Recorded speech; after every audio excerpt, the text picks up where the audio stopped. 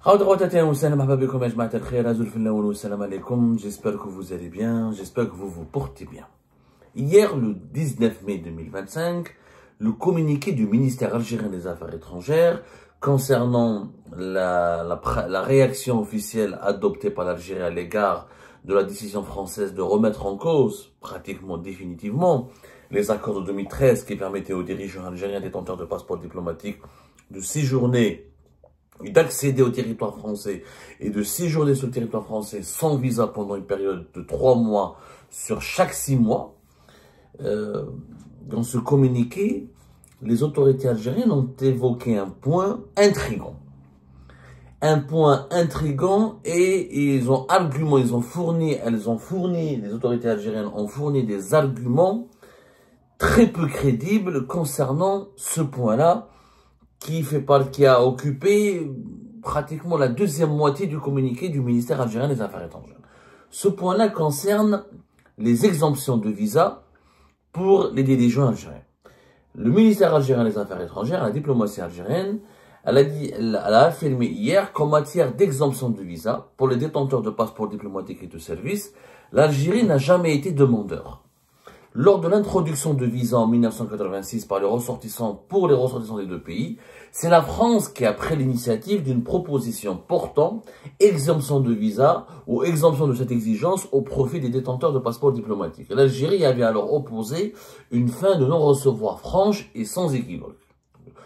Le ministère algérien des Affaires étrangères prétend que en 1986, l'année à laquelle la France a imposé un visa obligatoire pour contrôler les flux de ressortissants algériens qui s'installaient et qui venaient sur le sol français. Avant 1986, il y avait la liberté de circulation entre les deux pays. Le visa entre la France et l'Algérie date de 1986. Donc cette année, l'année prochaine, on va célébrer les 40 ans de l'obligation de visa entre les deux pays. Alors qu'auparavant, il y avait une circulaire depuis l'indépendance de l'Algérie jusqu'à 1986, les Algériens pouvaient aller en France sans visa. Donc selon les autorités algériennes, c'est la France qui a demandé, qui a proposé un privilège aux dirigeants algériens. Et que les dirigeants algériens de l'époque l'ont refusé. Toujours dans ce même communiqué, les autorités algériennes prétendent que bien plus tard, au cours des années 90, et par 3 fois, la partie française a renouvelé cette même proposition qui a essuyé une fin de non-recevoir systématique. Donc, les autorités algériennes prétendent qu'à 4 reprises, ce sont les autorités françaises qui proposent le privilège de pouvoir venir en France sans visa. Ce n'est qu'en 2007, lorsque la partie française est revenue encore une fois à la charge, sur ce même sujet, que la partie algérienne a fini par consentir à la conclusion d'un accord bilatéral portant exemption de visa au profit des détenteurs de passeports diplomatiques. Et c'est toujours à l'initiative de la partie française qu'un nouvel accord conclu en 2013, a élargi l'exemption aux détenteurs de passeports diplomatiques et de services et a abrogé l'accord de 2007 à portée limitative. Donc, si on comprend les arguments, si on analyse les arguments présentés par les autorités algériennes, les arguments datés, factuels, c'est l'Algérie, les dirigeants algériens, le régime algérien n'a jamais demandé un quelconque privilège à la France. C'est la France qui a accordé ces privilèges de pouvoir venir séjourner en France et d'accéder au territoire français sans visa. Alors que le commun des mortels, tous les autres Algériens et Algériens sont soumis malheureusement à cette restriction très ferme, qui est de plus en plus ferme et de plus en plus stricte, puisque le nombre des visas qui est accordé aux Algériens et aux Algériens ne cesse de baisser au fur des années, et que le visa devient un précieux sésame pour lequel certains Algériens et Algériens sont prêts à tout pour l'obtenir. L'Algérie n'a jamais été le régime algérien n'a jamais été demandeur de ces privilèges. Nous sommes en train d'investiguer. Nous sommes en train d'investiguer pour vérifier la véracité des informations et des faits avancés par le ministère algérien des Affaires étrangères. D'ailleurs, nous allons saisir le Quai d'Orsay, le ministère des Affaires étrangères français, pour lui demander des explications. Est-ce que c'est vrai que c'est la France qui a insisté selon la diplomatie algérienne, c'est la France qui insiste pendant deux décennies, pendant plus de 20 ans, c'est elle qui a insisté pour que les dirigeants algériens acceptent de ne plus demander de visa pour venir en France. C'est quand même assez invraisemblable. Je ne dis pas que le ministère algérien des Affaires étrangères est en train de mentir. Je ne peux pas le dire parce que je n'ai pas la preuve de ce mensonge. Et je n'ai pas la preuve du contraire de ce qui a été avancé par le ministère algérien des Affaires étrangères. Mais, avant même de commencer par faire l'enquête, en attendant, nous sommes en train de faire cette enquête, en attendant les conclusions de cette enquête, comparant ou confrontant à la réalité des faits ces arguments présentés par les autorités algériennes. On nous dit donc que les Algériens, que les dirigeants algériens n'ont jamais été demandeurs de ces exemptions de visa pour aller en France. Mais en réalité, quand on voit le nombre de dirigeants algériens qui se sont installés en France, qui ont installé leur épouse en France, qui ont installé leurs enfants en France, qui ont permis à leurs enfants d'étudier en France, à leurs proches de se soigner en France, je me dis, mais il y a quand même quelque chose qui cloche. Vous n'êtes pas demandeurs de privilèges pour aller en France, mais vous êtes tous en France. Alors, si là, les dirigeants algériens n'ont jamais eu besoin de ces privilèges, pourquoi se sont-ils installés massivement en France? Est-ce que vous avez, donnez-moi un seul dirigeant français qui a quitté son pays pour aller acheter un appartement à Alger, pour s'installer en Algérie, pour inscrire ses enfants dans une université algérienne, dans une école algérienne, ou pour investir en Algérie, ou pour cacher ses biens en Algérie, ou pour passer sa retraite en Algérie? Si on commence à établir le listing des dirigeants algériens qui se sont installés en France à la suite, pour certains, pendant leur pouvoir, pendant l'exercice de leur fonction, d'autres après l'exercice de leur fonction, on a une liste de plus de 400 personnalités politiques. Je dis bien au bas mot, ce que nous avons pu recenser, plus de 400 personnalités politiques et militaires algériennes ont séjourné, ont vécu en France à un moment donné, juste après la prise de fonction ou avant la prise de fonction, leur prise de fonction.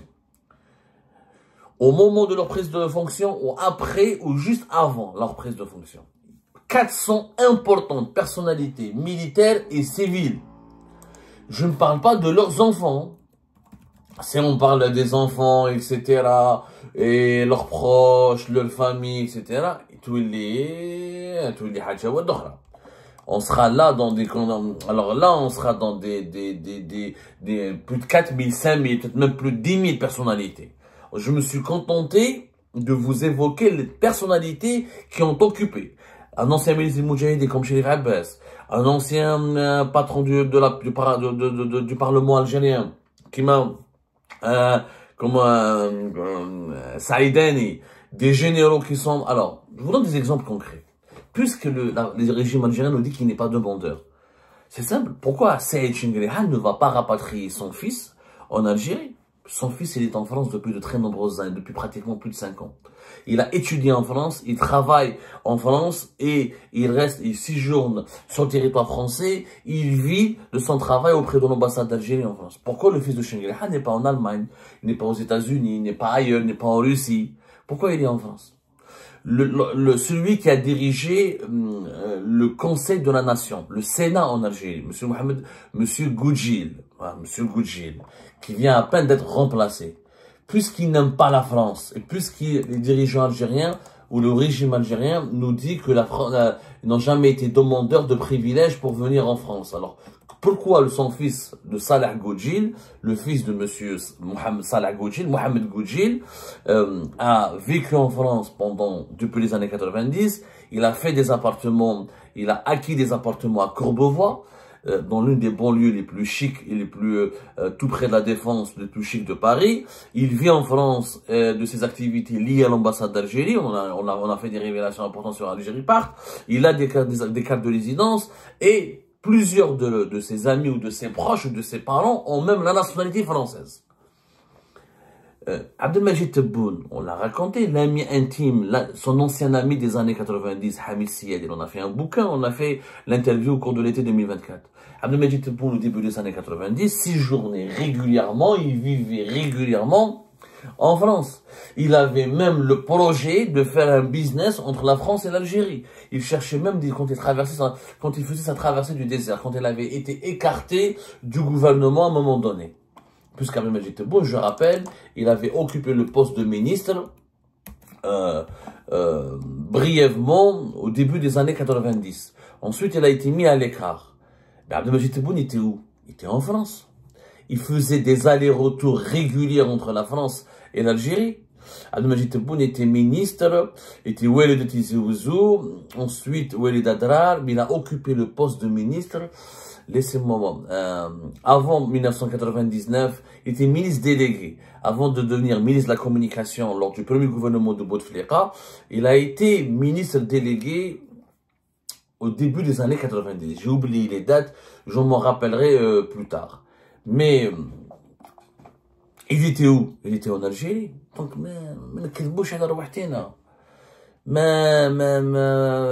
il faut être honnête. Et la liste, elle est encore longue. L'un des amis intimes de Tebboune, Monsieur Omar Alilet, ancien député de la wilaya de Bdjaya, son ami intime, et qui était l'un de ses cerveaux pendant la campagne électorale pour les élections présidentielles de 2019, juste après 2020. De 2020 à 2025 jusqu'à aujourd'hui, Omar Alilet, il vit où? Essentiellement en France, il se soigne en France, il a vécu en France. Donc, je ne comprends pas, moi, voilà, c'était en juin 1991 jusqu'en 1992. Il est resté même pas une année. Après 92, il vivait essentiellement, il venait souvent ici en France. Il avait même le projet de créer une activité économique entre la France et l'Algérie. Il n'a jamais pu le faire. Dommage pour lui. Donc, Omar Alilet, l'ami intime de Tebboune. La liste, elle est longue. La liste, Mohamed Bdjaoui, l'ancien ministre des Affaires étrangères, algérien, il vit où? Il a vécu où? Il a vécu en France, longtemps en France. Il a occupé des logements qui appartenaient à l'État algérien, jusqu'à récemment. Il vivait essentiellement en France. Dans une banlieue d'ailleurs très chic de Paris. Mais la liste, elle est longue. Je peux pas vous énumérer les 400 que je vais énumérer, parce qu'il y a des secrétaires généraux, et pas des anciens ministres, des anciens ambassadeurs, des personnes qui sont pas connues, etc. Les généraux, on en a fait, alors les généraux et leurs enfants, on en a fait une émission, c'était en janvier dernier. On a listé un certain nombre d'enfants de généraux qui ont vécu, qui continuent de vivre, qui préféraient de rester en France. Vous pouvez aller voir. Ça, ça a été acté. C'est l'ordre de général-major, c'est l'ordre d'Ahmani, général-major Kahal Mejdoub, Haj Bousselja, tout ça. On a donné on a donné des faits, on a donné des noms. Et la liste est encore longue. La liste est encore longue. Là, vraiment, la liste, elle est... Je parle de 6 jours, je parle de 6 jours réguliers. Je parle pas de passer des vacances. Alors, pour passer des vacances en France, les dirigeants algériens envoient leur famille entière, les enfants, les neveux. Combien de Tebboune, il a des neveux en France? Saïd Chengueraha, il a beaucoup de parents qui vivent en France. Les membres de leur famille qui vivent en France, aux dirigeants algériens, sont très nombreux. Il y a des ministres qui ont eu jusqu'à 3 de leurs enfants qui ont étudié ou qui ont séjourné régulièrement en France. Certains finissent par demander des cartes de séjour. Dans les autorités françaises, au mois de mars dernier, sur instruction de Bruno Retailleau, ils ont commencé à faire un listing du nombre des proches et des enfants et des parents des dirigeants algériens qui ont des cartes de résidence et des titres de séjour en France. Ils sont très nombreux, extraordinairement nombreux. Ça, on n'a pas des chiffres là-dessus, hein, des chiffres là-dessus. Je parle de proches, de frères, d'enfants. Boualem, il a son frère en France. Boualem lui-même voulait venir s'installer en France en novembre 2019 avant que Tebboune devienne président. Et quand les dirigeants algériens, ils ont dit, nous n'avons jamais été demandeurs de privilèges pour venir en France. C'est un mensonge. Puisqu'ils ont toujours utilisé ces privilèges pour venir en France. Et qu'ils ont toujours, alors, puisqu'ils ne veulent pas de privilèges, alors pourquoi ils font la queue, ils font des pressions sur l'ambassade de France à Alger, où ils exercent beaucoup de pression pour libérer des places au sein du lycée français d'Alger au profit de leurs enfants et au profit des enfants de la nomenclature algérienne. Ça, c'est aussi hypocrite. Puisque tu n'aimes pas la France, tu n'as jamais demandé de privilèges à la France. Pourquoi tu veux que tes enfants étudient au lycée français d'Alger? Pourquoi tu veux que tes enfants et tes proches et tes épouses viennent en Algérie, en France? Un exemple récemment. Alors, Abdelmajid Tebboune, il a émis une instruction verbale. Ensuite, il y a eu une note écrite non officielle, qui n'a jamais été diffusée par le canal officiel. Cette note estimait que depuis fin juillet 2024, Boun a demandé à l'ensemble des hauts responsables de l'État et à leurs proches, leur a instruit et leur a intimé l'ordre de ne plus venir en France. Parce que les Algériens ont reçu des informations que les autorités françaises vont se venger ou vont contrôler ou vont essayer d'humilier ou ils vont utiliser les séjours réguliers des hauts responsables algériens et de leurs familles en France dans leur bras de fer diplomatique et politique avec les Algériens. Ce qui est d'ailleurs de bonne guerre. Tu me critiques, tu m'insultes, tu t'en prends à moi, mais tu viens passer tes vacances chez moi et tu viens faire du shopping chez moi et tu viens séjourner régulièrement chez moi. Donc Tebboune a donné cette instruction, qui n'a jamais été réellement respectée, puisque son ancien directeur de cabinet de 2021-2013, Abdelaziz Khelef, était venu en France, il a été refoulé par les autorités françaises, à la fin du mois de février 2025. L'épouse de l'ambassadeur du Mali, de l'ambassadeur d'Algérie au Mali, Oujjabha, son mari travaille au Mali. Qu'est-ce qu'elle est venue foutre en France? Elle n'a pas respecté. Il y a un certain nombre des cas. Il y a plusieurs cas de personnes qui ont été refoulées par les autorités françaises. Les autorités françaises n'en font pas un cas. Ils ne médiatisent pas beaucoup ces cas parce qu'elles sont très nombreux. Et puis, voilà, ils aiment pas, ils sont pas dans les polémiques stériles. Ils sont dans des enjeux, ils sont dans des dossiers diplomatiques et géopolitiques beaucoup plus sérieux, comme la question de la gestion des migrants dangereux, l'affaire Boualem Sansal, l'affaire des influenceurs, les questions de coopération économique et sécuritaire. Les Français ne font pas dans la polémique stérile. D'ailleurs, l'information d'Abdelaziz Khelef, ce sont ou des franco-algériens ou des personnes qui sont liées à l'Algérie qui révèlent ces informations. C'est pas les sources françaises pures, pures et dures, on va dire, entre guillemets, qui révèlent ces informations.